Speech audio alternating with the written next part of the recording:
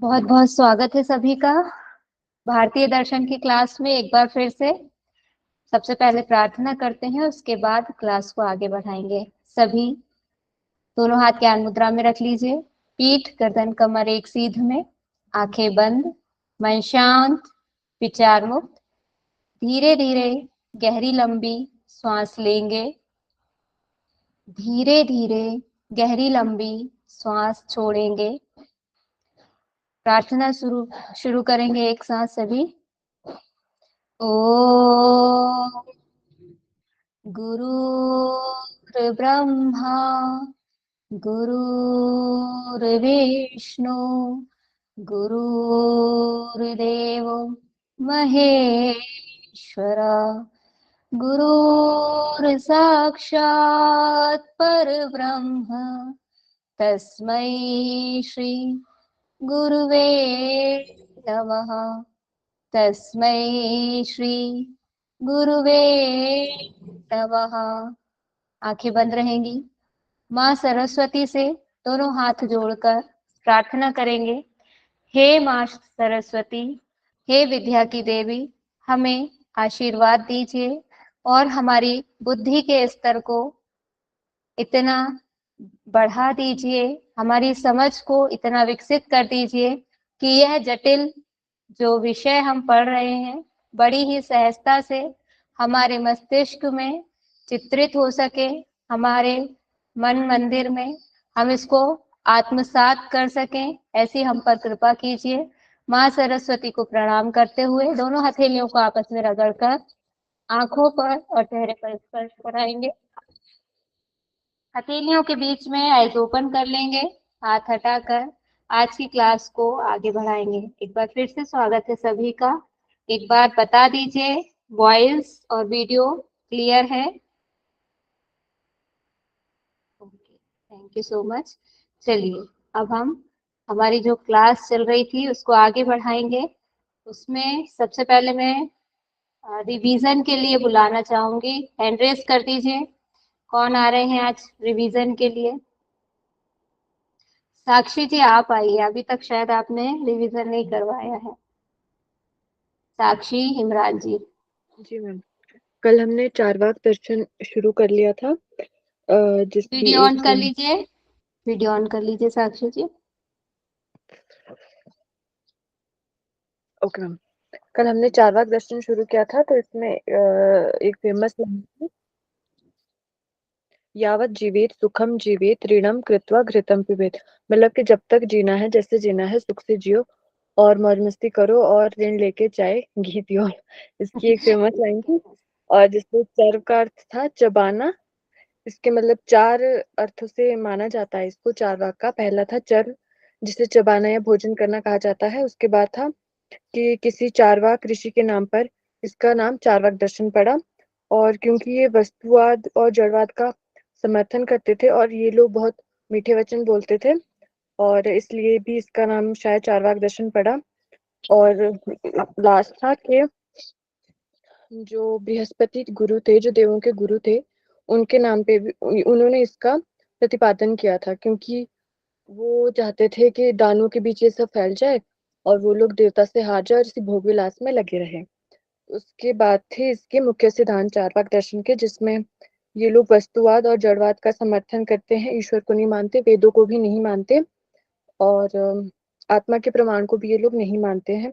ये लोग बस वर्तमान में विश्वास रखते हैं कि जो कुछ भी है वो सब वर्तमान ही है और उसके अलावा कुछ भी नहीं है। और ये परलोक जैसी कोई चीज को नहीं मानते, कर्म फलों को भी नहीं मानते हैं। और उसके बाद आपने बताया था ज्ञान के दो प्रकार, प्रमा और अप्रमा। जो प्रमा होता है वो होता है यथार्थ ज्ञान, जो सत्य ज्ञान होता है, और अप्रमा होता है अवास्तविक ज्ञान, मतलब मिथ्या ज्ञान या झूठा ज्ञान। तो और इसके साथ प्रमाता, प्रमेय और प्रमाण के बारे में बताया था। प्रमाता होता है जो ज्ञान को जानने वाला होता है, और प्रमेय होता है ज्ञान का विषय जिसे हमें जानना होता है, और प्रमाण होता है कि जिसके द्वारा हमें मतलब ज्ञान प्राप्ति के हमारे जो साधन होते हैं वो प्रमाता होते हैं। इसमें टोटल चार चार प्रमाण बताए थे, प्रत्यक्ष, अनुमान, उपमान और शब्द। जो चारवाक दर्शन है वो केवल प्रत्यक्ष को मानते हैं, बाकी तीनों को नहीं मानते। प्रत्यक्ष होता है जैसे भी हम अपनी इंद्रियों से जो कुछ ग्रहण करते हैं वो प्रत्यक्ष के अंदर आ जाता है। और उसके बाद था अनुमान। अनुमान जो भी हमारा पूर्व ज्ञान होता है, जैसे पहले हमने देखा कि कहीं पे आग लगी है तो वहां पे धुआं उठा था, ठीक है। तो आगे अगर हम कहीं धुआं देखेंगे तो हम अनुमान हो जाएगा कि वहां पे आग लगी होगी। और उसके बाद आता है उपमान। उपमान में होता है कंपैरिजन, मतलब हम तुलना करते हैं किसी दो चीजों की। जैसे जैसे आपने एग्जांपल दिया था कि कोई किसी के मुख की तारीफ कर रहा है चंद्रमा को देख के कि आपका मुख चंद्रमा के जैसे है, तो ये उपमान हो गया, कंपैरिजन कर लिया हमने। और उसके बाद आता है शब्द। शब्द को आप प्रमाण भी कहा जाता है। आप प्रमाण होता है जो ज्ञान या तो हम सुनकर अपने बड़े बुजुर्गों से प्राप्त करते हैं, या फिर जैसे भगवत गीता हो गई, उपनिषद हो गए, वेद हो गए, इन सब से प्राप्त करते हैं। यहीं तक पढ़ाया था। Okay, thank you so much, बहुत बढ़िया, वेरी गुड। इसी प्रकार से साथ साथ में अध्ययन करते चलना है। अब हम इसके आगे बढ़ेंगे। आज हमारा एक हम नया दर्शन, नया सिद्धांत स्टार्ट करेंगे। सबसे पहले शेयर करनी पड़ेगी screen.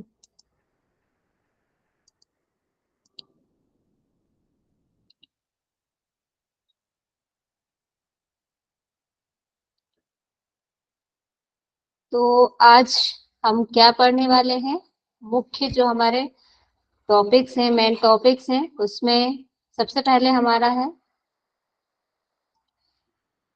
Introduction of Jain philosophy. Jain दर्शन हम पढ़ेंगे।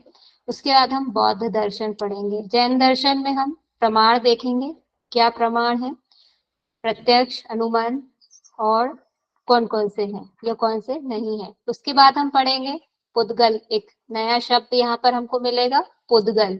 उसको हम देखेंगे क्या है ये पुद्गल। उसके बाद पंच स्कंद के बारे में हम पढ़ेंगे। ये जो बात के हैं पुद्गल और पंच स्कंद, ये इन्हीं में आएंगे, जो हमारे जैन दर्शन है और बौद्ध दर्शन है, इन्हीं की विषय वस्तु है ये। बात की जो चीजें हैं, मेन हमारा जो टॉपिक है वो जैन और बौद्ध दर्शन आज की क्लास में हम कवर करेंगे। तो सबसे पहले हम स्टार्ट करते हैं जैन दर्शन से। जैन दर्शन के बारे में कोई थोड़ा सा ओवरव्यू देना चाहेगा? कोई है यहाँ पर जैन धर्म से जो बिलोंग करते हो? सामने आएंगे। यस, बताइए। मैम मैं मनीषा जैन मैम। दर्शन से नहीं हूँ, पर मैं मारवाड़ी हूँ मैम, पर मैं बता जी, सकती हूँ। जैन बताइए। आई। दर्शन के पहले तो गुरु थे, उनके 24 तीर्थंकर हुए, जिसमें जैन महावीर जैन जो है 24वें थे। और हिंदू धर्म के साथ ही जैन धर्म की जो है वो उत्पत्ति, या फिर उसको और भी पुरातन माना जाता है। जी, और पार्श्वनाथ शायद पहले थे। ऐसे 24 तीर्थंकर और रिया। उनके। रिया जी है यहाँ पर हमारे बीच में। रिया जी ने भी हैंड रेस किया है। रिया जी, आएंगे आप? मैम वो लाइब्रेरी में बता रहे हैं।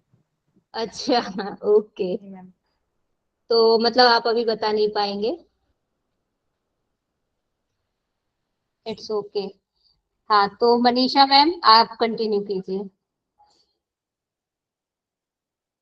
और किसी ने उठाया हाथ, तो ठीक है, उनको करने दीजिए। और किसी ने नहीं उठाया था? नहीं, नहीं नहीं, नीलू जी आप ने उठाया बत... था, नीलू जी दे देगी, कोई प्रॉब्लम नहीं मैम। आइए नीलू जी। कोई बात नहीं रिया जी, कोई बात नहीं। आप मैसेज के थ्रू बता दीजिएगा। कहीं पर आपको ऐसा लगता है कि कुछ ऐड करना है तो मैसेज का सहारा लीजिए। नीलू जी, हाँ, यस मैम। बताइए। मैम नमस्ते। जैन नमस्ते। धर्म, मैं भी मैम जैन तो नहीं हूँ, पर जैन धर्म का थोड़ा सा बताती हूँ। अम, बताइए। जैन धर्म के जो प्रणेता है वो महावीर स्वामी जी को मानते हैं। और जो ऋषभ देव जी थे वो उनके प्रथम तीर्थंकर इसमें होते हैं, जो गुरु होते हैं। तो प्रथम ऋषभ देव जी थे, और अंतिम 24वें तीर्थंकर महावीर जी थे, जो कि सबसे महत्वपूर्ण तीर्थंकर माने जाते हैं। और इनका जो सिद्धांत है वो अनेकांतवाद को बताता है। ये मतलब वस्तु के अनेक धर्म होते हैं, ऐसा टाइप का ये बताते हैं। और स्यादवाद भी इसी में आता है, जहां तक मतलब सभी धर्म समान है वाला स्यादवाद। और ये जो है वो बहुत ज्यादा ये अच्छा, इनको दो भागों में बटा हुआ भी है जैन धर्म। एक श्वेतांबर होता है और एक दिगंबर होता है। तो जो दिगंबर होता है वो निवस्त्र रहते हैं और कठोर पालन करते हैं नियमों का। और जो श्वेतांबर होते हैं वो थोड़े पोलाइट होते हैं, और व्हाइट उनका वस्त्र होता है। और जैन धर्म में ही त्रिरत्न पाए जाते हैं। त्रिरत्न और पंच महाव्रत भी होता है जैन धर्म में। मैंने पढ़ा था, मुझे याद नहीं है, लेकिन पंच महाव्रत याद नहीं है, शायद सत्य अहिंसा ऐसा कुछ था। और चलिए कोई क्या बात बोलते नहीं। जो पतंजलि कोई के 5 है ना, वही है उनके, जो पतंजलि के 5 यम है वही उनके महाव्रत है। जी, अच्छा। महाव्रत का अर्थ आपको बताया गया होगा योग दर्शन में। महाव्रत का अर्थ होता है हाँ, मैं किसी भी महाव्रत देश का काल बता। और परिस्थिति में नहीं छोड़ना, जो धर्म है उसको नहीं छोड़ना, चाहे जो भी हो जाए, भले ही प्राण भी चले जाए, लेकिन छोड़ना नहीं है। जो अपना धर्म है उसको, वही महाव्रत होता है। लेकिन अरे मैम, अगर कहीं ना कहीं ढील जाति छूट देश रही का है तो जी, जाति देश का समयान छिन्ना सार्वभौम महाव्रतम, तो एग्जैक्टली उसमें बहुत अच्छे से एग्जैक्टली पढ़े हैं उसमें। तो ऐसा है एग्जैक्टली। मैम, और तो फिर और मैं ज्यादा नहीं बता पाऊंगी, हो गया। इट्स ओके, बहुत बढ़िया जानकारी जितनी भी है ठीक है। हम पता तो हमें सब चीजें रहती हैं, लेकिन हमें ये नहीं पता होता कि किस विषय वस्तु का उपयोग हमें कहाँ और कैसे करना है। तो अभी हमारा टॉपिक चल रहा है भारतीय दर्शन। भारतीय दर्शन किस लिए हम पढ़ रहे हैं? नेट जेआरएफ के पर्पज से, कि वहां कैसे क्वेश्चन आएंगे। तो हमको उस उद्देश्य की प्राप्ति के लिए जो चीजें चाहिए हैं, जान जाए पर वचन न जाए। हाँ ठीक है, जान जाए पर वचन न जाए। तो यहाँ हम उन चीजों को लेकर चलेंगे आगे, उस विषय वस्तु के बारे में पढ़ेंगे, जानेंगे, जो हमारे एग्जाम से रिलेटेड है, वहां पर उस सिलेबस में जो पूछी जा रही है उसके उससे जुड़ी हुई चीजों को हम। तो सबसे पहले तो कोई भी जो एक प्रणेता होता है उसकी थोड़ी हमको जानकारी होना चाहिए। वो आपने दे ही दी है कि 24वें तीर्थंकर थे महावीर स्वामी। उन्होंने उन्होंने ही इसको आगे बढ़ाया है। अब ऐसे हम देखते हैं तो ये तो आपको सभी को पता होगा कहीं ना कहीं कि जैन धर्म में, बौद्ध धर्म में, चारवाक हमने कल देख ही लिया था कि ये लोग क्या है, ईश्वर को नहीं मानते, भगवान कुछ नहीं होता इनकी नजरों में। लेकिन इनके जो बाद वाले थे उन्होंने क्या किया, उन्होंने जो सिद्धांत देने वाले थे उसी को भगवान बना के जगह जगह मंदिर बना दिए, मूर्ति बना के स्थापित कर दिया। बिल्कुल खिचड़ी को आप अगर आपने जीवन में उतार लिया तो आपको कहीं कोई कठिनाई नहीं है।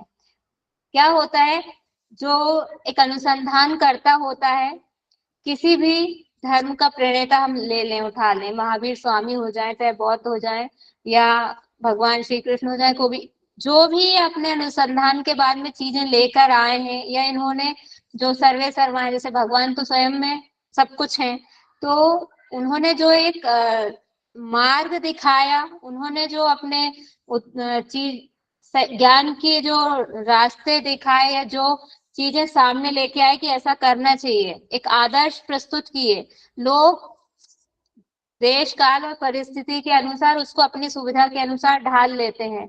और जिसने जो बताया, उन्होंने कहा मूर्ति पूजा नहीं करना है, भगवान को नहीं, भगवान जैसी कोई चीज नहीं होती, तो जो बताने वाला है उसी को भगवान। ओ माय गॉड, सबने देखी होगी क्या होता है उसमें। फाइनली लास्ट में क्या होता है ओ माय गॉड में, कि पूरा जो चल रहा है, पूरी पिक्चर जिस किरदार के आसपास घूम रही है, आगे जिस मेन फोकस जिस चीज पे है, जिस एक रूढ़ीवाद को खत्म करना है, जैसे एक सोच को मिटाना है, फाइनली क्या करा, उसी को, जिस इंसान ने सबकी आंखें खोली, उसी को भगवान बना के, वो बोल रहे भगवान की मूर्ति पूजा नहीं करनी है, मन से करना है, लेकिन उसी की मूर्ति बना के और पूजा करने का काम शुरू हो गया। तो यहाँ पर भी यही हो रहा है कि इन्होंने क्या कहा कि भगवान नहीं होते, आप भगवान के चक्कर में मत पड़ो, आप अपने आप को जानो, आप क्या हो, कौन हो। लेकिन इनको ही भगवान बना के इनकी ही पूजन करने लगे। जो उन्होंने बताया उसको तो भूल गए, आपस में झगड़ने लगे कि हम सफेद वस्त्र पहनेंगे, हम तो वस्त्र ही नहीं पहनेंगे। इन सब चीजों में उलझ के रह गए, यानी भौतिक चीजों में उलझ जाते हैं, और जो वास्तविक ज्ञान ग्रहण करना है उससे भटक जाते हैं। ठोकर लगी, खिचड़ी का खाचड़ी हो गया।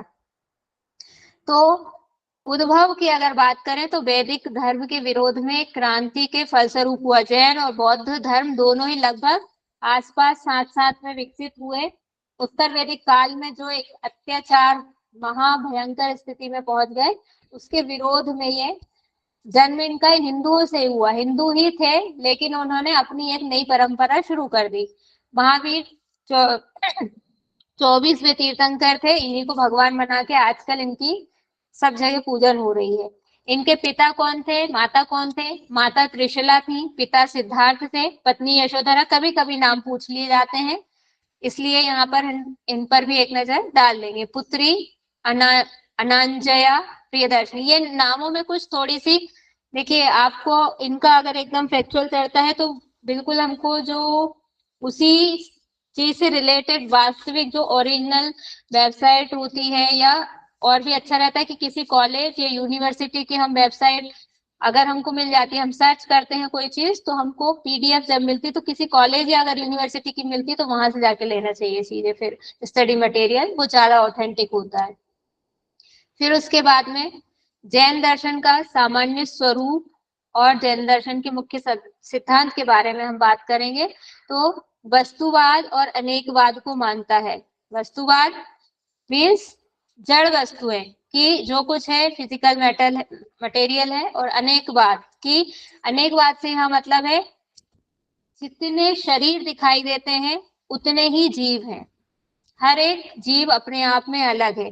जबकि जो उपनिषद और उसमें हम पढ़ के क्या आते हैं कि सभी जीवों में एक ही परमात्मा है, सब परमात्मा का अंश है, सब परमात्मा के रूप में अलग नहीं माना जाता। जीव और भगवान ब्रह्म एक है। यहाँ पे तो भगवान को तो मान ही नहीं रहे हैं, तो अब भगवान नहीं है तो सब, इसलिए अनेकवाद हो गया कि अगर भगवान के अंश होते तो सबको मान लेते एक ही। जैसे एक कटोरी में खीर भरी है, दूध भरा है, कुछ भी है, अब वो झलक गई किसी तरह से, धक्का लगा, फैल गई, तो फैली तो जगह जगह जो बिखरी पड़ी अलग अलग, फाइनली है तो वो एक ही कटोरी से निकली है लेकिन अलग अलग गिर गई है, इससे वो अलग नहीं है। ऐसे ही जो इधर वैदिक संस्कृति वाले या जो भारतीय प्राचीन संस्कृति वाली चीजें हैं उनमें क्या मानना है कि सब एक है, और यहाँ पर क्या बोल रहे हैं अनेक है, क्योंकि इनने ऊपर वाले ईश्वर को हटा ही दिया। तो जब ईश्वर को हटा दिया तो बचे क्या, जीव बचे अकेले, यानी कि जो गिरे हैं वो सब अपने अपने अलग अलग हैं। चींटी अलग जीव है, हाथी अलग, सब जितने शरीर दिख रहे हैं हर एक शरीर अपने आप में अलग है, इसीलिए यहाँ पर इसको अनेकवाद का सिद्धांत कहा गया है। वस्तुवाद मीन्स जड़, सब चीजें जड़ है। यहाँ पे चेतन वाली बात, चेतन को ही जीव कहा है, लेकिन जीव और चेतन के मिलने से ही जो सारा कार्यक्रम चलता है उसकी बात यहाँ पर की गई है। वस्तुवाद के मतानुसार अगर देखें तो संसार के सभी द्रव्य सत्य हैं। ये सभी द्रव्य दो प्रकार के होते हैं, एक होता है जीव और एक होता है अजीव।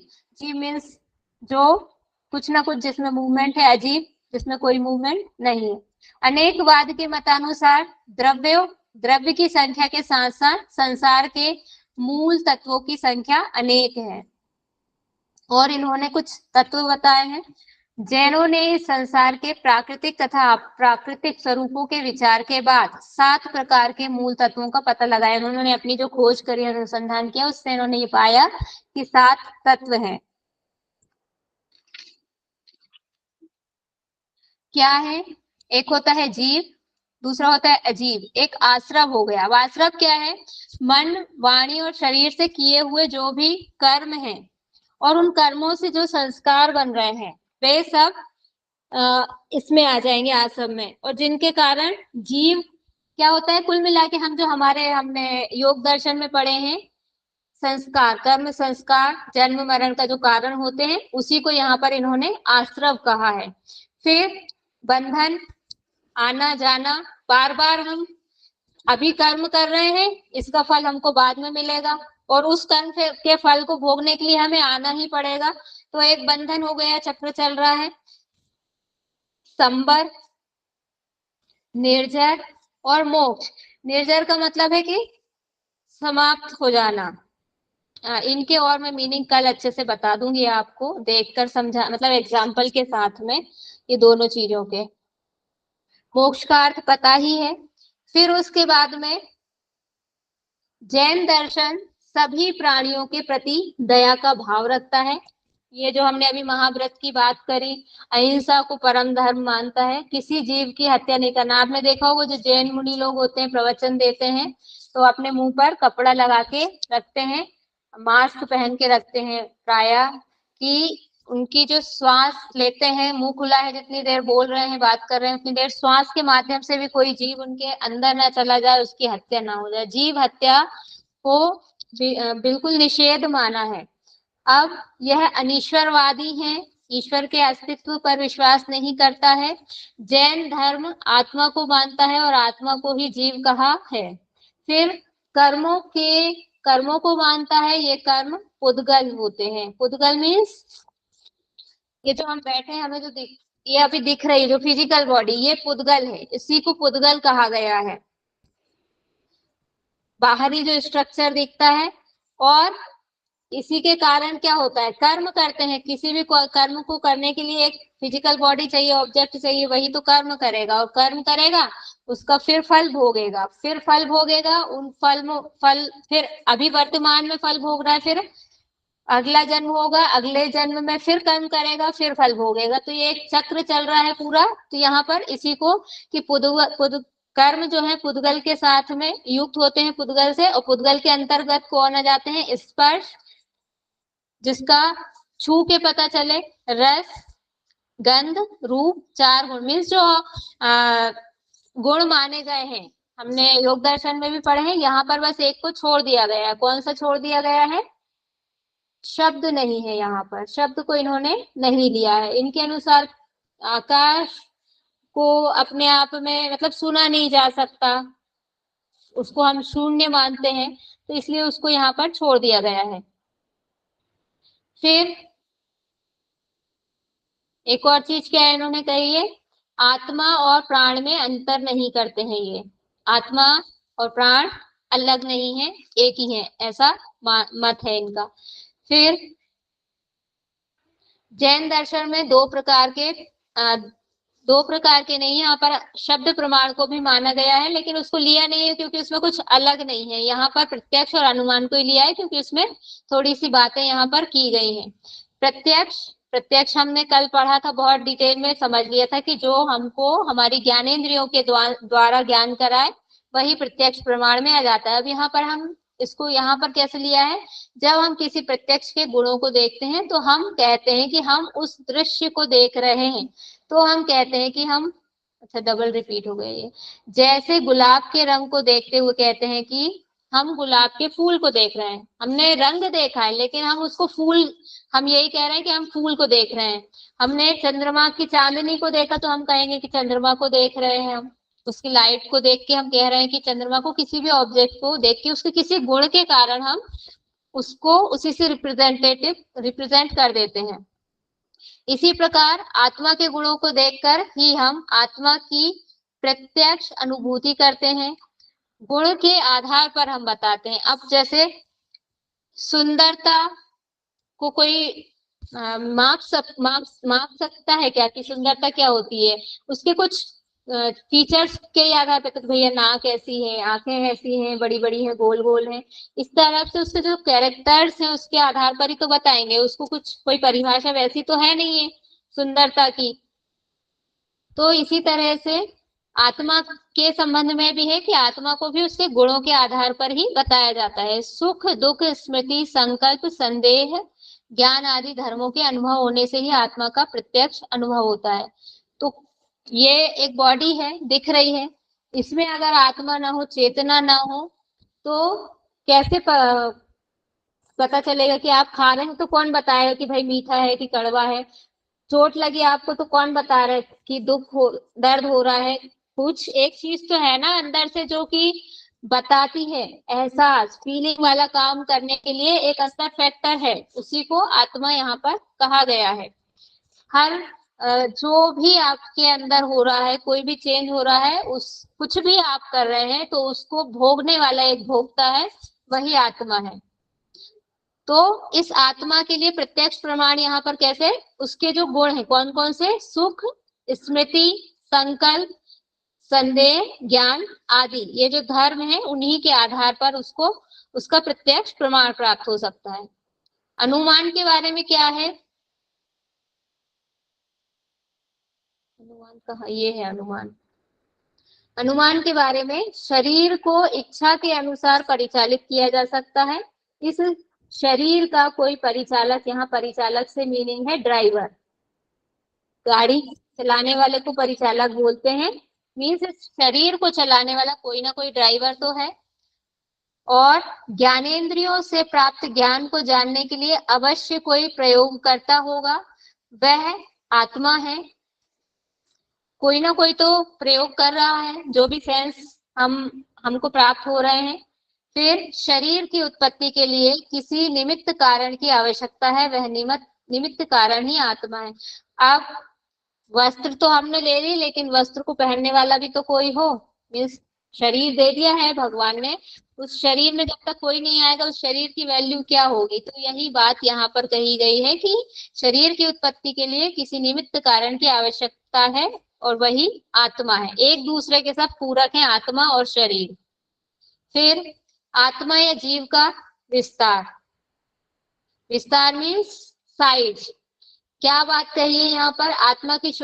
आत्मा की शुद्ध अवस्था है अनंत ज्ञान, अनंत दर्शन और अनंत सामर्थ्य। किंतु यही आत्मा जड़ शरीर से युक्त होने पर जीव कहलाता है।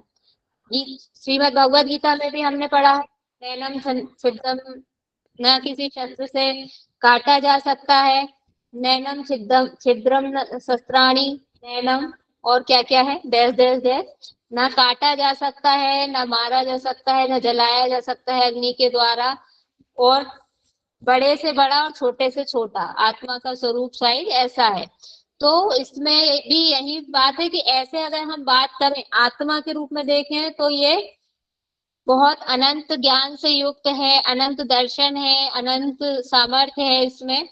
लेकिन जब यही किसी कपड़े के अंदर बंद कर दिया, किसी कमरे में बंद कर, किसी भी चीज में बंद कर दिया, बंधन में जब है, तो वह जीव कहला रहा है। जीव तो संसारी है, किंतु आत्मा स्वयं प्रकाशमय है, नित्य है, चेतन है। यहाँ पर अब क्या समझ में आ रहा है कि इन्होंने दो तरह से बात करी है, दो स्वरूप बताए हैं। आजाद है तो आत्मा है, बंधन में है तो जीव है, शरीर के अंदर है तो जीव है, नहीं तो आत्मा है। अविद्या के कारण जीव बंधन में आ जाता है, जीव मूर्त रूप नहीं होता, जीव संपूर्ण शरीर में व्याप्त रहता है। जीव विस्तार की तुलना कमरे में रखे दीपक के प्रकाश से की गई है। जिस प्रकार संपूर्ण कमरे को प्रकाशित करता है, उसी प्रकार जीव भी अस्थिकाय शरीर के अनुरूप हो जाता है। जीव जड़ से भिन्न है। चींटी के शरीर में है तो छोटा हो जाएगा, लेकिन चींटी का जितना भी इतनी बड़ी चींटी है तो इतने बड़े शरीर में चींटी के वो पूरे में रहेगा। हाथी के शरीर में है तो पूरे शरीर में व्याप्त रहेगा, हाथी जितने साइज का है। यहाँ पर इनका मत ऐसा है।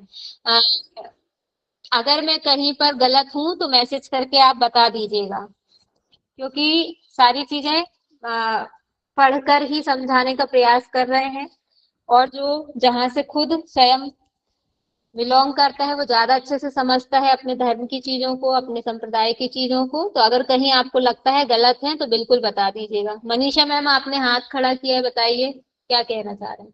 नहीं मैम, गलती से हो गया। ओके, ठीक है, आगे बढ़ते हैं।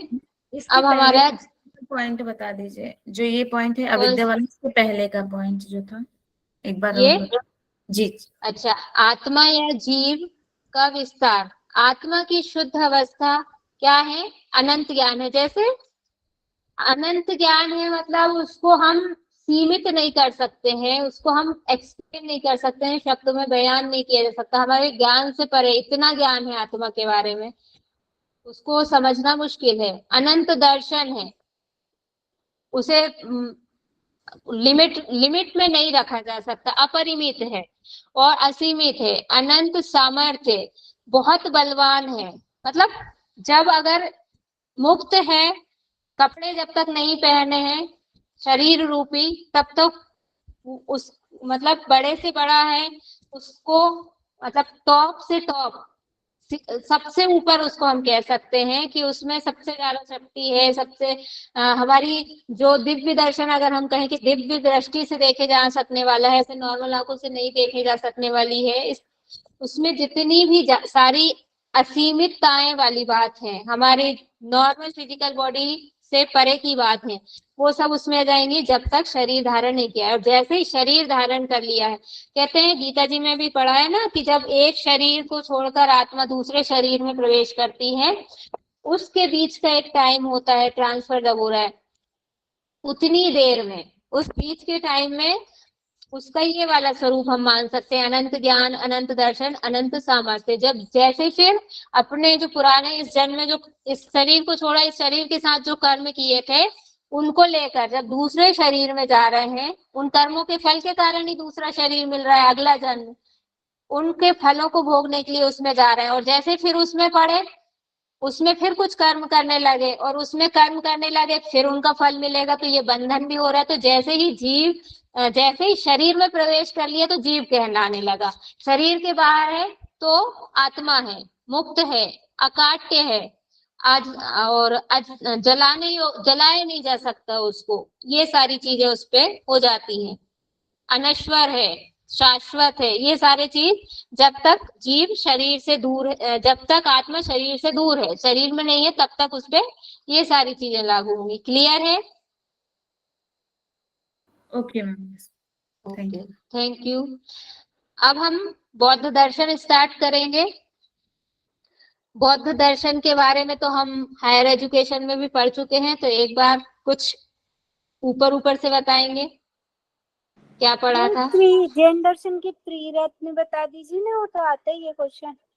आप बताइए। ज्ञान, सम्यक वाणी, हाँ। सम्यक संकल्प, बस पता तो है आपको। और भी कुछ और है। देखिए पता देखिए, तो बहुत कुछ है, लेकिन सुनिए भूल जाती सुनिए हूँ मैं। सुनिए, नहीं सुनिए, ऐसा होता है कि जो कॉमन चीजें हैं, आसानी से सबको पता है, उनको हम कर ही नहीं रहे। दूसरी चीज, हम क्या चल रहे हैं अभी, हमारा समय एग्जाम और एग्जाम में और कोर्स में कितना डिस्टेंस है, परीक्षा के दृष्टिकोण से हम आगे बढ़ रहे हैं। बहुत जरूरी जरूरी चीजें हैं जो कंफ्यूज क्रिएट। जी सर, कौन है MDYS से? जी मैम, वो त्रिरत्न पूछ रहे थे मैम। त्रिरत्न, राधिका मैम बता रही ना, त्रिरत्न।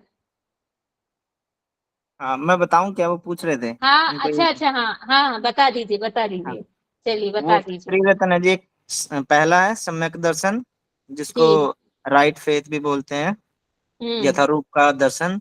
और जो दूसरा है सम्यक ज्ञान, जिसको राइट नॉलेज बोलते हैं, वास्तविक जी ज्ञान। और जी, तीसरा है जी सम्यक चरित्र, जिसको राइट कंडक्ट बोलते हैं। बिल्कुल, बहुत बढ़िया, बहुत बहुत धन्यवाद। राधिका जी? सर फिर से बताइए, आवाज ब्रेक हो रही है आपकी। जी जी, पहला है जी, लिखा है मैंने। वो भी पहला है लैंग्वेज सम्यक रहते हैं। दर्शन, जिसको राइट फेथ बोलते हैं, वास्तविक ज्ञान, यथारूप का दर्शन। और दूसरा है सम्यक ज्ञान, राइट नॉलेज हो गया, ये अपना वास्तविक ज्ञान, मूल ज्ञान हो गया। और तीसरा होता है जी सम्यक चरित्र, और उसको बोलते हैं राइट कंडक्ट। हितकर कार्य करना, अहितकर कार्य का त्याग करना, उसको बोलते हैं। ये त्रिरत्न होते हैं। बहुत बहुत धन्यवाद। अब बौद्ध दर्शन के बारे में कौन बताएंगे? कौन स्टार्ट करेंगे बौद्ध दर्शन को?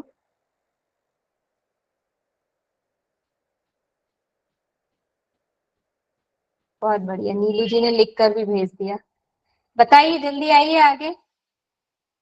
राखी जी को बुलाऊंगी मैं, अगर पॉसिबल हो तो, क्योंकि कहीं घर में आपके फंक्शन भी चल रहा है, अगर कोई प्रॉब्लम ना हो तो आ जाइए। मैम काम करते करते सुन रही हूँ। Okay sorry. Okay okay, it's okay, चलिए हम शुरू करते हैं। ये तो हम पढ़ ही चुके हैं हायर एजुकेशन की क्लास में कि बौद्ध धर्म के प्रणेता गौतम बुद्ध हैं, जिनका पूर्व में नाम क्या था? सिद्धार्थ था। देखिए, मैं सिर्फ वही चीज लेकर आई हूँ ताकि जो जिनमें मतलब कहीं ना कहीं थोड़ी सी कठिनाई लगती है, जो बहुत कॉमनली आपको गूगल पे मिल जाती है सर्च करने से, उसका भी तरीका बता दिया, कहीं कंफ्यूजन ना हो। कि आप किसी भी कॉलेज की, यूनिवर्सिटी की PDF उठाइए, एकदम ऑथेंटिक और सही जानकारी आपको मिल जाएगी बेसिक चीजों के लिए। तो हम यहाँ पर सिर्फ सिद्धांतों को लेकर चलेंगे, जो हमारे एग्जाम में क्वेश्चन जिससे रिलेटेड आ सकते हैं।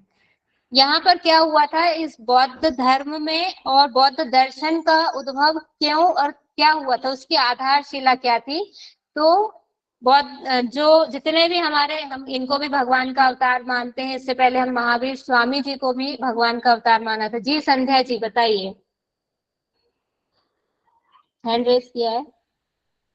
हाँ जी, नहीं मैं वो बौद्ध दर्शन इन शॉर्ट ही बताने वाली थी, आप बताइए, कंटिन्यू कीजिए। ओके, तो यहाँ पर जितने भी हम देखते हैं कि हमारे जितने भी अवतार हुए हैं, भगवान ने जो अवतार लिए हैं, वो साधारण परिवार में नहीं, प्राय हम देखते हैं कि ऐसे परिवार में होते हैं, राजघराने में ही होते हैं, अच्छे समृद्ध परिवार में होते हैं।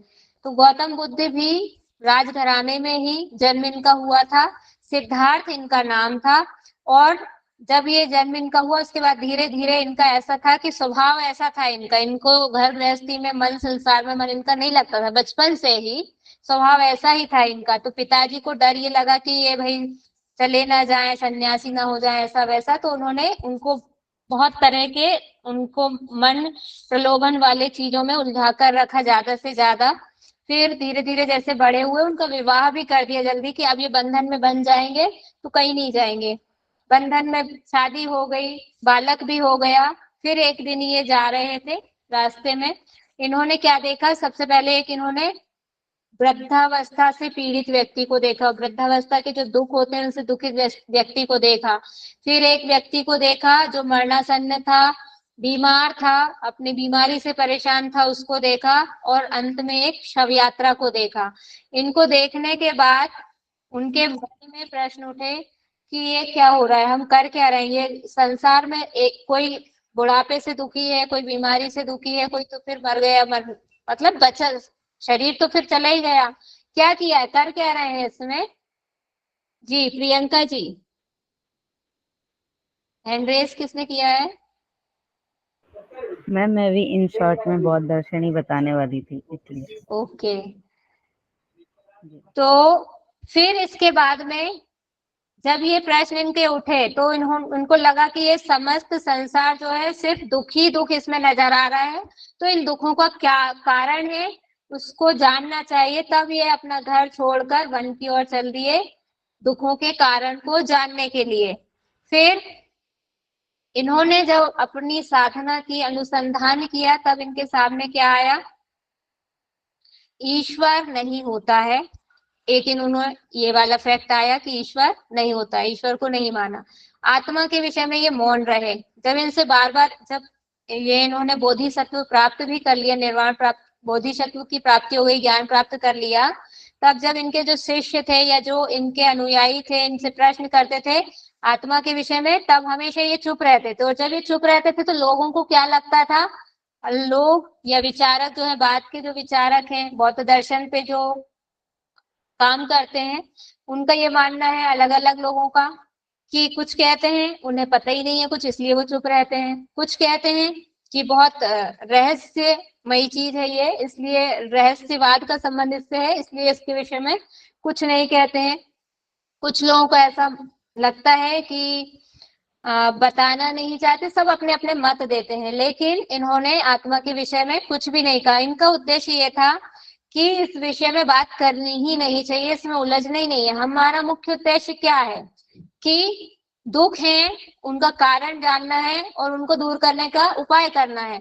अगर हमको कहीं से कोई टक्कर मार देती है गाड़ी, या कहीं से कोई आके तीर लग गया है, मान लीजिए जंगल में है, किसी शिकार पे गया है कोई व्यक्ति, उसी को कोई तीर लग गया है, तो सबसे पहला धर्म क्या होगा, अपने शरीर की रक्षा करना, कि वो तीर निकाले, ना कि ये सोचना कि मुझे तीर मारा किसने। ये तो बात की बात है। तो यहाँ पर इसीलिए आत्मा के और ईश्वर के बारे में बात ही नहीं करना है। हमें तो पहले ये देखना है कि दुख क्यों है और उन दुख को दूर कैसे किया जा सकता है। फिर इन्होंने कर्मफल को माना है कि कर्मफल होते हैं और कर्म फल होते हैं, और इन्हीं कर्म फलों के आधार पर जो है पुनर्जन्म होता है, ये भी इन्होंने माना है। तो अब आप लोगों को क्या करना है, आपने सबसे लास्ट में अभी बता दे रही हूँ क्योंकि फिर कई बार चीजें मिस हो जाती है माइंड से। टेबल बनानी है, जैसे हमेशा हम स्टार्टिंग से हायर एजुकेशन से बनाते आ रहे हैं, कॉम्परेटिव स्टडी के हिसाब से टेबल बनानी है। उन टेबल में ये चारों चीजें लेनी है, कौन ईश्वर को मानता है, कौन से जो षड दर्शन है, ईश्वर को मानते हैं, कौन आत्मा को मानता है, कौन कर्मफल मानता है, कौन कर्मों के आधार पर या पुनर्जन्म को मानता है। ये बेस हो गए हैं। इनके आधार पर कॉम्परेटिव स्टडी आप लोगों को साथ साथ में करनी है, तो आपको एग्जाम में कंफ्यूजन नहीं होगा किसी भी प्रकार का कि जैन आत्मा को मानते हैं या नहीं मानते हैं, कर्मों को मानते हैं या नहीं, बौद्ध किसको मानते हैं किसको नहीं मानते हैं। ये कॉम्परेटिवली याद रखिए आप। यहाँ पे इन्होंने क्या माना है, बौद्ध ने ईश्वर को नहीं मान रहे हैं और आत्मा मान रहे हैं, कर्म और कर्मफल मान रहे हैं। चारवाक ने तो कुछ भी नहीं माना है, उसने कहा कि जो है बस उसी को मानना है सामने, उसके अलावा कुछ नहीं है। बाकी धीरे धीरे थोड़े थोड़े चेंज आते जाएंगे। बौद्ध दर्शन के जो मैम आत्मा को भी नहीं माना है ना बौद्ध दर्शन ने, सिर्फ पुनर्जन्म को ही माना। हाँ, आत्मा को माना है, हाँ मान रहे हैं। ये उन्होंने ये नहीं कहेंगे कि नहीं माना है, उन्होंने कुछ कहा ही नहीं बौद्ध ने। ये तो बाद के जो उनके अनुयायी जो आए हैं, या हम गैस नहीं कर लेते कि इनकी ये जो बातें हैं इससे हम गैस ऐसा कर लेते हैं ये, लेकिन एग्जैक्टली उन्होंने कुछ भी नहीं कहा, वो मौन ही रहे। उसके बारे में उन्होंने कहीं भी कि है या नहीं है ये कुछ भी नहीं कहा है उन्होंने। इसलिए हम यहाँ पे अगर देखें तो हम क्वेश्चन में अगर ऑप्शन मिलता है और ये लग रहा है कि सबसे सही यही है कि फिर हमको ये लिखना है कि नहीं माना है, तो उसके अलावा कुछ सटीक नहीं है, तो फिर हम ये लगाएंगे कि नहीं माना है। लेकिन वास्तविकता यही है कि ये मौन थे उस विषय पर। बौद्ध दर्शन के प्रमुख सिद्धांतों की बात करें तो बोधि या ज्ञान प्राप्त करने के बाद उन्होंने बोधिसत्व आएगा यहाँ पे साथ में,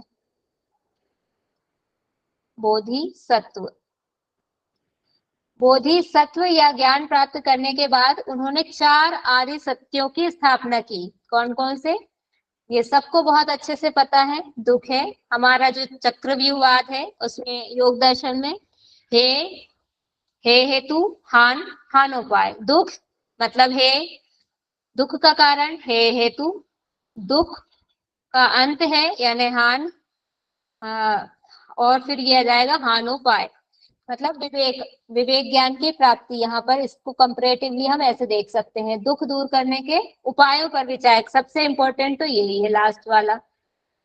फिर बौद्ध दर्शन कर्म सिद्धांत को मानता है। इसके अनुसार वर्तमान जन्म पूर्व कर्मों का फल है तथा वर्तमान कर्मों के फल के रूप में भावी जीवन होगा। इस प्रकार यह पुनर्जन्म को भी मानता है। चक्र चलता रहेगा, आज हम कर्म कर रहे हैं, जो भी कर्म कर रहे हैं, हमने उसमें भी पढ़ा है योग दर्शन में भी कि हम जो भी कर्म कर रहे हैं, और ये कर्म पता है कैसे लाइन लगी हुई है, वेटिंग लिस्ट चल रही है। जैसे ट्रेन का टिकट बुक कराया है, अभी गर्मियों की छुट्टियों में विशेष रूप से क्या होता है, लंबी लंबी वेटिंग चलती है, फिर उसके बाद वेटिंग क्लियर होती जाती। तो ऐसे हमारे कर्मों की वेटिंग लंबी लंबी चलती है। हम इतने नित्य प्रति तो हम कर्म करते हैं, एक क्षण भी, गीता जी में भगवान श्री कृष्ण ने कहा है कि एक क्षण के लिए भी कोई अकर्मा नहीं रह सकता है, बिना कुछ किए, बिना कर्म किए। जो अगर वो कह रहा है मैं नहीं कर रहा हूँ, ये नहीं करने में भी तो कर्म ही हो रहा है, कर्म हर जगह लगा है। तो इतनी हर क्षण कर्म करने के कारण लंबी लंबी लिस्ट है, वेटिंग लिस्ट है। और जिस कर्म की जब एग्जीक्यूट होने की बारी आ जाती है, उसी के जैसी आपके अंदर जो है वासनाएं उत्पन्न हो जाती हैं। मतलब आपका मन अपने आप से वैसा ही करने के लिए हो जाएगा। किसी ने सोचा कि मैं गाय होता तो कितना अच्छा होता, अब आपके ये नोट हो गया पॉइंट, या छप गया, आपके संस्कार संचित हो गए, उसमें बैलेंस जमा हो गया बैंक में। अब आपको गाय बनना है, आपने सोच लिया, मतलब कर्म कर लिया। कर्म करने का मतलब ये नहीं कि सिर्फ जो आपकी कर्मेंद्रियां हैं उनसे ही कर्म होना है। यहाँ आपने मन में सोचा कोई, वह भी कर्म हो गया। अब कर्म हो गया, आपको उसका एक हो गया, वेटिंग लिस्ट में शामिल हो गया वो भी। जब उसका फल हो, मतलब एग्जीक्यूट होने की बारी आएगी, तब वैसे ही आपका ये शरीर छूट जाएगा, आपको गाय की योनि मिल जाएगी। और आपको, आपने कुछ और भी सोच लिया साथ में कि मैं बढ़िया गाय होता, कितने बढ़िया से सब बैठा रहता एक जगह, जो भी है आपके, या मैं अपने दूध से सारे संसार को पोषित करता, सब लोग बढ़िया अच्छे हष्ट पुष्ट होते, कुछ भी आपने कर लिया। तो वो सारी वासनाएं आपकी वैसे जब एग्जीक्यूट होनी है, वेटिंग लिस्ट खत्म होगी, और होगी, जरूर होगी। तो ये बंधन चल रहा है, इसलिए हजारों करोड़ों जन्म और योनियां लगातार चलती रहती हैं, बंधन में पड़े रहते हैं। इसको काटने का सिर्फ और सिर्फ एक तरीका है क्या है? निष्काम कर्म। श्रीमद् भगवद गीता में इसका उपाय भी बताया गया है। बौद्ध दर्शन के अनुसार संसार में कोई भी वस्तु नित्य नहीं है, सभी क्षणिक है और नश्वर है। इनका क्या मतलब है कि हर पल आगे बढ़ती जा रही, जैसे कोई नदी बह रही है, अब उस नदी में सब, अभी धारा जो बह रही है, एक धारा चली गई, उसके बाद दूसरी आ रही, जो चीज अभी यहाँ है वो आगे चली गई। यानी यही मतलब है इसका कि सब कुछ अनित्य है, लगातार बहाव चल रहा है। आपने श्री कृष्ण सीरियल में देखा होगा, जब विराट रूप दिखाते हैं तो उनके एक मुंह से जाते रहते हैं लोग अंदर और दूसरे साइड से बाहर आते रहते हैं। तो यही चल रहा है, नदी बह रही है कि एक साइड से अंदर जा रहे हैं एक मुख से, दूसरे मुख से बाहर निकल रहे हैं। जन्म मृत्यु का चक्र लगातार चल रहा है, ये अनित्य है, नित्य नहीं है कुछ भी, सब कुछ लगातार चल रहा है। यही बात यहाँ पर समझाने की कोशिश की गई है। दूसरी चीज एक और इसमें क्या समझाने की कोशिश की गई है कि जैसे नदी का या समुद्र का जो जल है एक एक बूंद से मिलकर बना हुआ है, सब बूंद अपने आप में है, अलग अलग है, तो यहाँ पर भी सब मिलकर उसको बना रहे हैं। किसको? जो हमको दिख रही है फिजिकल बॉडी या शरीर जो हमको दिख रहा है, उसकी बात हो रही है। मनुष्य के जन्म का कारण उसकी तृष्णा अज्ञानता के कारण पैदा होती है। अविद्या हर जगह है, इसलिए जैन धर्म में भी, जैन दर्शन में भी अविद्या के कारण ही पुनर्जन्म बताया गया, कर्म करते हैं पुनर्जन्म होता है, यहाँ पर भी वही बात है।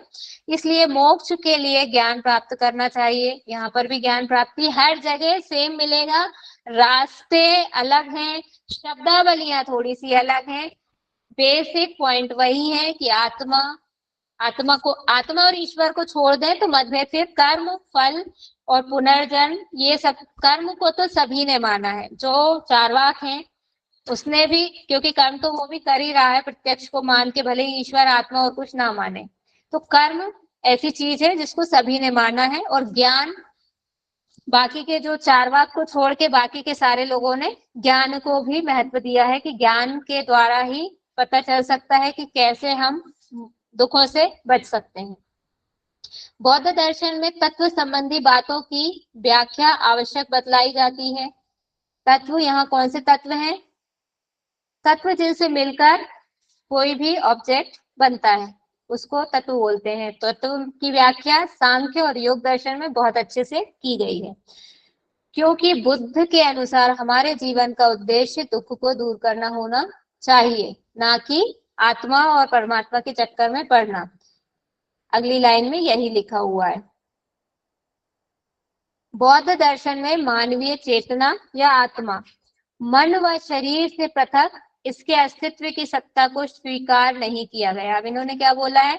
मन और शरीर मिलके ही पूरा जो भी चलाते हैं, मन को ही एक प्रकार से समझ लें तो यहाँ पर इन्होंने क्या कर लिया है, जैसे मोबाइल कैसे चलता है, मोबाइल की एक फिजिकल बॉडी है और मोबाइल के अंदर एक बैटरी डली होती है और मेमोरी कार्ड डला रहता है, फिर कुछ उसमें दूसरी चीजें भी होती हैं, तो ऐसे सब करके एक मोबाइल बनता है। ऐसे ही शरीर भी है, उसके भी अलग अलग ऑब्जेक्ट्स होते हैं जिनसे मिलकर, या कंटेंट होते हैं, एक और शब्द क्या शब्द होता है ना, कंपोनेंट, जिनसे मिलकर कोई चीज बनती है। तो यहाँ पे इन्होंने आत्मा को कुछ बात नहीं की है उस पे, ऐसे शरीर और मन की ही बात की है, जो दिख रहा है उसी के बारे में। इस हिसाब से देखें तो ये भी कहीं ना कहीं चार्वाक की तरह बात कर रहे हैं कि यहाँ पे इनने शरीर मन को भी ऐड कर लिया है, तो चार्वाक से थोड़ा सा वैसे हो गए हैं, अलग हो गए हैं। तो मन और शरीर से पृथक इसके अस्तित्व की सत्ता नहीं होती, जो कर रहे हैं सब ये दोनों ही कर रहे हैं। शरीर व मन परस्पर एक दूसरे पर निर्भर होते हैं।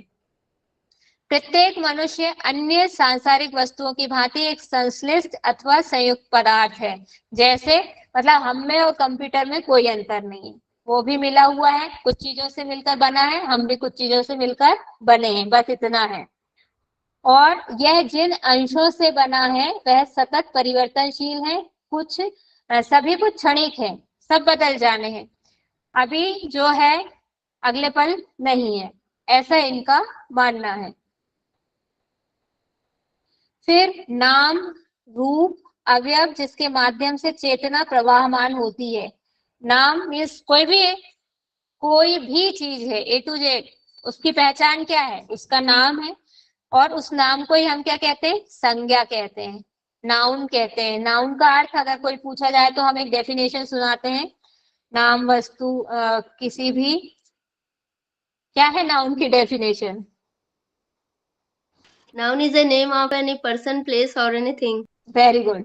तो किसी भी चीज का, और इसको एक सरल लाइन में अगर बोलना है तो ये हो जाएगा, नेम ऑफ एनीथिंग, किसी भी चीज का नाम, किस आइडेंटिटी ऑफ एनीथिंग, किसी भी चीज की पहचान जिससे वो जानी जा रही है, उसी को हम संज्ञा बोलते हैं या नाउन बोलते हैं। तो एक नाम हो गया, ये नाम क्या होगा? नाम दिखाई तो देता नहीं है।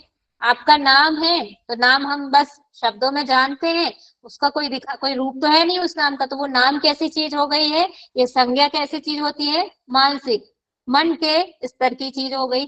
और रूप, जो आपका शरीर दिखाई दे रहा है, जो फिजिकल ऑब्जेक्ट है, उसको वो कैसा है, जहाँ कैसा लगा है उसको बताया जा सक रहा है, तो वो क्या हो जाएगा? रूप। तो ये दो अवयव यहाँ पर काम कर रहे हैं। तत्वों का एक समुच्चय है, इस समुच्चय का या समूह को पंच स्कंध कहते हैं। पंच स्कंद, स्कंद यहाँ पे समूह को ही रिप्रेजेंट कर रहे हैं, समूह को ही बोल रहे हैं स्कंद। तो 5 क्या क्या चीजें हैं? रूप, जो दिखाई देता है, वेदना, जिससे सुख या दुख की अनुभूति होती है, पता चलता है, संज्ञा, उसका नाम पता चल रहा है कि क्या है, जो भी चीज देख रहे हैं उसकी पहचान हो रही है, संस्कार और विज्ञान। संस्कार मीन्स कर्म संस्कार हो गए, जैसे जो भी किया है वो वेटिंग लिस्ट में जा रहा है। और विज्ञान, विज्ञान क्या कर रहा है? इन सब की जननी विज्ञान है, और विज्ञान का आशय है बोध प्रक्रिया से। कंप्यूटर है, कंप्यूटर सब चलाते हैं, कंप्यूटर में क्या करते हैं? सबसे पहले किसी भी इनपुट डिवाइस से इनपुट दिया जाता है, तो इनपुट के लिए सबसे पहले फिर फेस टू फेस हो गए, पहचान हुई, फिर कंप्यूटर उस पर कुछ ना कुछ प्रोसेसिंग करेगा, और उस प्रोसेसिंग के बाद में एक हमको रिजल्ट मिल के आएगा, कुछ ना कुछ आउटकम मिल के आएगा। तो ये सारी चीजें वही काम कर रहे हैं, उसी में सहभागी हैं। क्या क्या है इनके? रूप, तत्व और भौतिक गुण से संबंधित है। संज्ञा, किसी भी प्रकार का ज्ञान, और वेदना, सुख या दुख की अनुभूति। संस्कार, वेदना या संज्ञा का स्मृति में अंकित हो जाना, सुख या दुख का या नाम का आपकी अनुभूति में, मतलब आपने उसका एहसास किया है, वो अब आपके दिमाग में बैठ गया है। फिर विज्ञान, एक प्रकार की बोध चेतना है। वेदना, संज्ञा और संस्कार का स्रोत या जननी ये होती है विज्ञान। अब यहाँ पर ये भी कंफ्यूजन हो सकता है कि ये भी ज्ञान है और ये भी ज्ञान है। ये ज्ञान जो है वो बाहरी है, रूप संबंधी है, जबकि ये ज्ञान जो है, जो आउटकम आता है कंप्यूटर पर प्रोसेसिंग के बाद में, फाइनल जो रिजल्ट आता है, एक आउटपुट आता है, ये विज्ञान वैसा वाला है। तो इतना क्लियर होगा?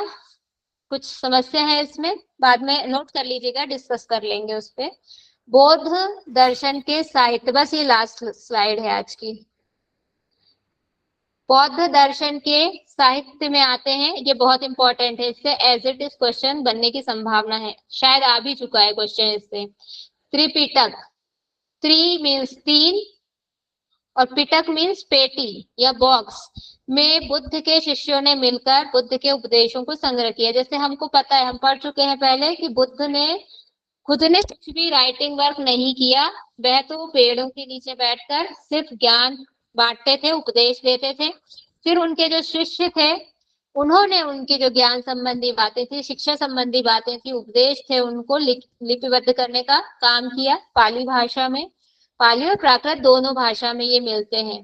तो ये ज्ञान की पेटी जो है, उसमें 3 प्रकार के 3 पेटियां हैं, ये ज्ञान की समूह है ये त्रिपिटक। 3 प्रकार की पेटियां हैं जिसमें अलग अलग चीजें हैं। क्या है? पहला विनय पिटक है, इस विनय पिटक में आचरण संबंधी बातें हैं। दूसरा है आचरण मीन्स डूज डोंट यम नियम। सुत्त पिटक है, सुत्त पिटक में बुद्ध के विशेष उपदेशों का वर्णन है। और उसके बाद है अभिधम्म पिटक, इसमें दार्शनिक विचारों की चर्चा है। दार्शनिक विचार मीन्स वही आत्मा, परमात्मा, कर्म, पुनर्जन्म, ये वाली चीज है। तो ये हो गया है हमारा बौद्ध दर्शन। अब हमारे जो नास्तिक दर्शन थे आज संपन्न हो गए हैं। इसके बाद हम आस्तिक दर्शन कल पढ़ लेंगे। कल से हो सकता है तो कल ही के कल इनको हम खत्म कर देंगे, आस्तिक दर्शन भी हमारे कंप्लीट हो जाएंगे, क्योंकि योग दर्शन हमें पढ़ना नहीं है, पढ़ चुके हैं। हमको मुख्य पढ़ना है सांख्य, न्याय और वैशेषिक, ये पढ़ने हैं बस। एक योग दर्शन हमको नहीं पढ़ना। या हाँ, मीमांसा दोनों पढ़ने हैं, उत्तर मीमांसा, पूर्व मीमांसा। हो जाएगा, कल नहीं होगा तो परसों मतलब संडे को पूरा हो जाएगा। ठीक है, इतना क्लियर है?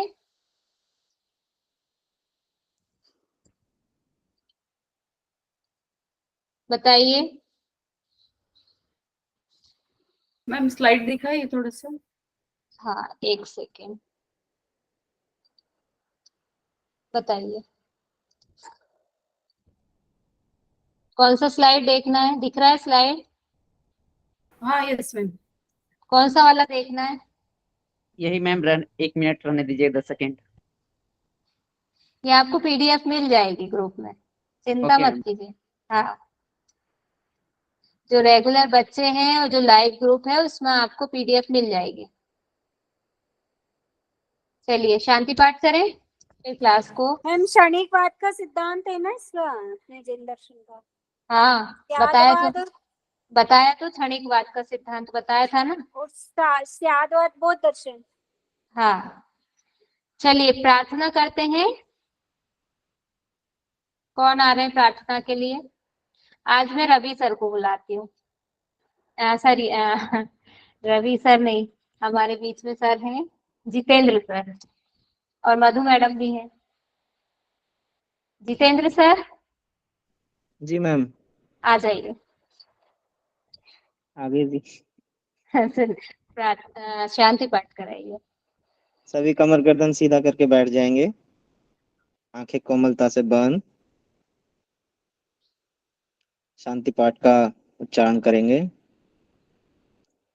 सर्वे भवन्तु सुखिनः, सर्वे सन्तु निरामया, सर्वे भद्राणि पश्यन्तु, मा कश्चित् दुःखभाग् भवेत्। ॐ शांति शांति शांति। दोनों हाथों को आपस में रगड़ेंगे। मंत्र से उत्पन्न ऊर्जा को अपने शरीर में समाहित करेंगे। दोनों हथेलियों को आंखों पे लगाएंगे, संपूर्ण शरीर पे। सभी को नमस्ते। ओम। नमस्ते, बहुत बहुत धन्यवाद। एक चीज मैं रिवाइज कर कुछ छूट रही है 2-3 दिन से, जो एक आपको कहा था कि शुक्ल और कृष्ण जो होते हैं उसमें क्या अंतर है। यजुर्वेद में शुक्ल और कृष्ण यजुर्वेद में सबने अपने बताए थे, लेकिन मैंने कहा था कि फिर भी एक जो विशेषता मुख्य है वो आप लोग पढ़ के आइएगा। वो मैं ही बता दे रही हूँ अभी टाइम के उससे, कि उसमें सबसे खास आपको ये ध्यान रखना है, जो शुक्ल यजुर्वेद है उनको एज इट इज यानी शुद्धता वाली कैटेगरी जो है, शुद्ध मंत्र है उसमें, एकदम शुद्ध, कुछ नहीं है। और जो कृष्ण यजुर्वेद है उसमें मिश्रित है। वो कैसे समझ सकते हैं? जैसे मान लीजिए घेरण संहिता की जो लोनावाले से जो प्रकाशित होती है किताबें, वहां से एकदम इंग्लिश वाली जो पीडीएफ है वो हो गई शुक्ल यजुर्वेद। और जो उसके संस्करण आ जाते हैं हिंदी अनुवाद सहित या और भी दूसरी चीजें टीका टिप्पणियों सहित, तो वो हो जाएगा कृष्ण यजुर्वेद। ये दोनों में मेन अंतर है कि एक एकदम शुद्ध परिमार्जित है और दूसरा में कुछ ना कुछ चीजें एडिट हैं। ये ध्यान रखिएगा, इसको नोट कर लीजिएगा कहीं भी। तो आज की क्लास को हम यहीं विराम देंगे। रिकॉर्डिंग ऑफ कर दूं सर मैं? जी मैम। ओके।